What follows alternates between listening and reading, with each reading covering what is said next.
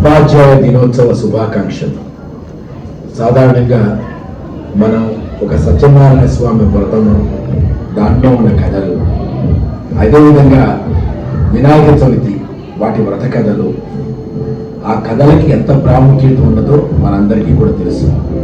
అలానే ఎవరైనా సరే ఒక ఉపాధ్యాయ వృత్తిని ఎన్నుకోవాలి అని అనుకుంటే, ఉపాధ్యాయ వృత్తిని కొనసాగించాలి అనుకుంటే ఒక 5 కథలు ఖచ్చితంగా వినాలి. వాటి ద్వారా వాళ్ళు ఉత్తేజితులై వాళ్ళు ఆ వృత్తిలో కొనసాగాలి. మొట్టమొదటిగా ఎవరి పేరుతో అయితే ఇవాళ ఉపాధ్యాయ దినోత్సవం జరుపుకుంటున్నానో డాక్టర్ సర్వేపల్లి రాధాకృష్ణన్ గారు. వారు మనందరికీ కూడా తెలుసు. భారత రాష్ట్రపతిగా, ఉపరాష్ట్రపతిగా వారు తమ పదవి బాధ్యతలు స్వీకరించారు. మైసూరు విశ్వవిద్యాలయంలో వారు ఆచార్యులుగా ఉన్నప్పుడు వారి యొక్క బోధనలకు, వారి యొక్క చెప్పే పాఠాల ప్రక్రియకి ఉత్తేజితులైనటువంటి విద్యార్థులు వారికి ఒక పెద్ద ఫ్యాన్స్గా మారారు.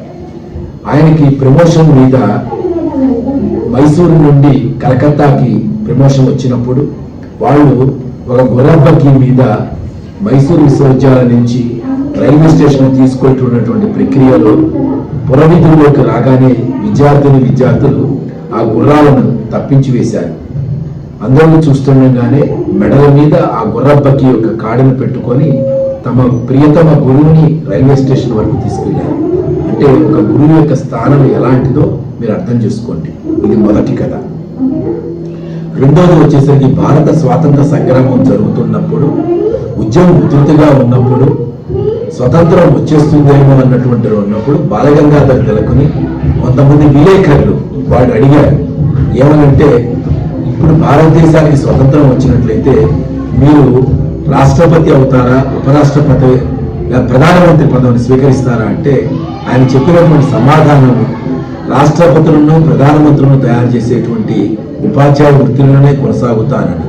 అంటే దీన్ని బట్టి ఉపాధ్యాయ వృత్తికి ఎంతటి ప్రాధాన్యత ఉన్నదో అర్థం చేసుకోండి. ఇది రెండవ కథ. ఇక మూడవది, సావిత్రిబాయి పూలే నిమ్న జాతుల వారికి, ముఖ్యంగా మహిళలకి విద్యా అవకాశాలు లేనటువంటి రోజుల్లో ఆమె వాళ్ళని విద్యావంతులుగా చేయటానికి సంకల్పించుకొని ఆమె వాళ్ళ దగ్గరికి వెళ్తున్నప్పుడు ఆ రోజులో ఉన్నటువంటి కుల కట్టుబాట్లకి దానికి అనుగుణంగా కొంతమంది ఆమె వెళ్లే దోవలో ఆమె మీద పేడనీళ్లు, కోడిగుడ్లు, టమాటాలు విసర్జన జరిగేది.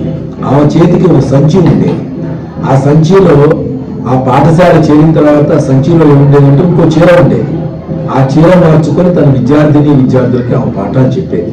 అంటే తను ఎలాంటి అవమానాలు గురి అయినప్పటికీ కూడా తను ఎన్నుకున్నటువంటి మార్గంలో ఆ విద్యార్థులకి ఆమె పాఠాలు చెప్పటము, ఒక గురువుకి ఇంతకు మించినటువంటి అంకిత భావం ఎక్కడ ఉంటుందో మీరు తెలుసుకోవాలి. ఇది మూడవ కథ. ఇక నాలుగవ కథ వచ్చేసరికి మిసైల్ మ్యాన్ ఆఫ్ ఇండియాగా పేరుగన్నటువంటి ఏపీజే అబ్దుల్ కలాం అన్ని పదవులు స్వీకరించిన తర్వాత అత్యున్నతమైనటువంటి భారత రాష్ట్రపతిగా ఆయన చేసినప్పుడు కూడా ఆయన కళాశాలలు, పాఠశాలలు, యూనివర్సిటీస్ అవన్నీ కూడా తిరిగారు. ఎందుకోసం అంటే విద్యార్థులను ఉత్తేజపరచడానికి. నాకు అత్యంత హ్యాపీయెస్ట్ థింగ్ ఏంటంటే విద్యార్థులతో మాట్లాడటం, వాళ్ళతో గడపటం.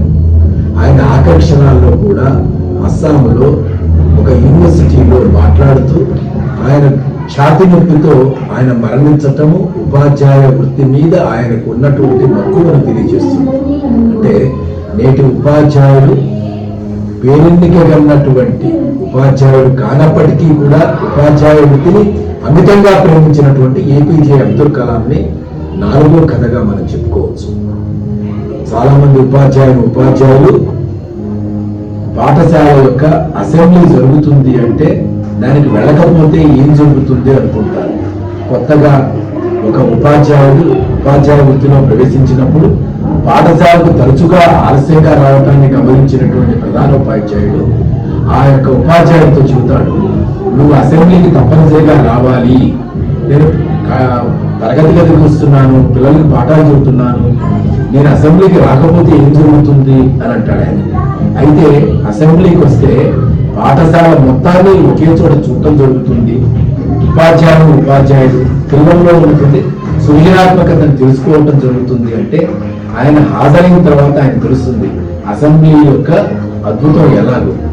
ఆయన 75 ఏళ్ల వయసులో కూడా చాక్పీస్ పెట్టుకొని పాఠాలు చెబుతున్నప్పుడు ఆయన సహచరులు వివిధ వర్గాల్లో ఉన్నటువంటి వాళ్ళు ఎందుకు నువ్వు ఇంత యాక్టివ్ గా ఉంటున్నావు అంటే, సాధారణంగా 58 ఏళ్లకు 60 ఏళ్లకు 68 ఏళ్లకు వాళ్ళు ఉద్యోగ విరమణ అయిపోయిన తర్వాత వచ్చే డిఏల గురించి ఉన్నటువంటి బీపీలు షుగర్ల గురించి మాట్లాడుకుంటారు. కానీ ఉపాధ్యాయుడు చెప్పిన మాట ఏంటో చెప్పమంటారా?